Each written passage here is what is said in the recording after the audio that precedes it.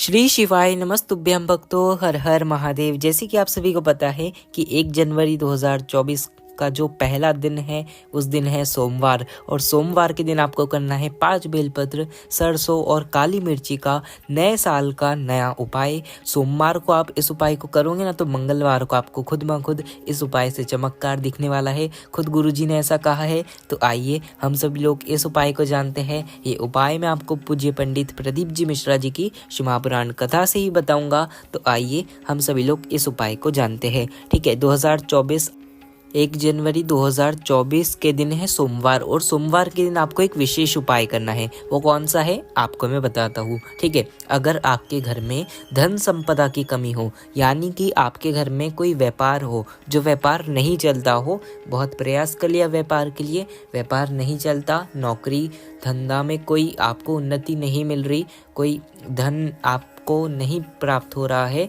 या फिर 1 रुपए कमा रहे, 1.25 रुपए खर्च हो रहा, पैसा आपके हाथ में नहीं दिख रहा है, तो इस उपाय को आपको करना चाहिए। ठीक है, इस उपाय को कैसे करोगे? आपको जरूरत पड़ेगी 5 बेलपत्र की। ठीक है, 5 बेलपत्र लेना, पर वो बेलपत्र कहीं से कटी हुई नहीं होनी चाहिए। ठीक है, बिल्कुल सुंदर सी आपको बेलपत्र लेना है 5। ठीक है, 5 बेलपत्र लेना।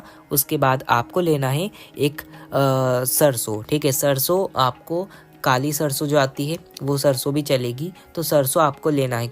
आप चाहे जितनी भी सरसों ले लो, बस थोड़ी सी सरसों लेना है।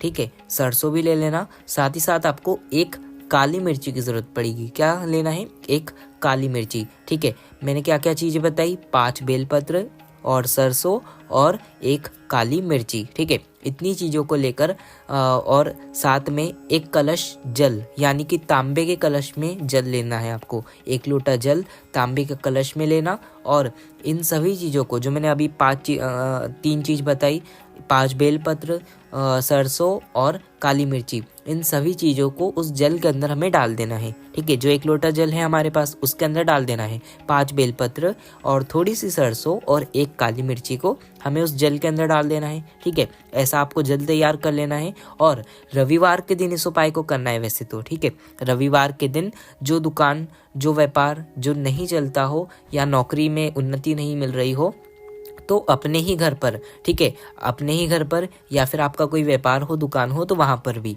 ठीक है, अगर व्यापार दुकान नहीं है, नौकरी के लिए कर रहे हो, तो घर पर करना। ठीक है, तो आपका अगर कोई दुकान है तो वहाँ पर इस कलश को रविवार की रात को रखे रहना है। ठीक है, रविवार की रात को जो दुकान है आपकी वहाँ पर रखे रहने देना है। अगर दुकान नहीं है तो आप घर पर भी आप इस उपाय को कर सकते हो। रात भर, रविवार की जो रात है वो रविवार की रात भर उस कलश को घर के अंदर रखना है।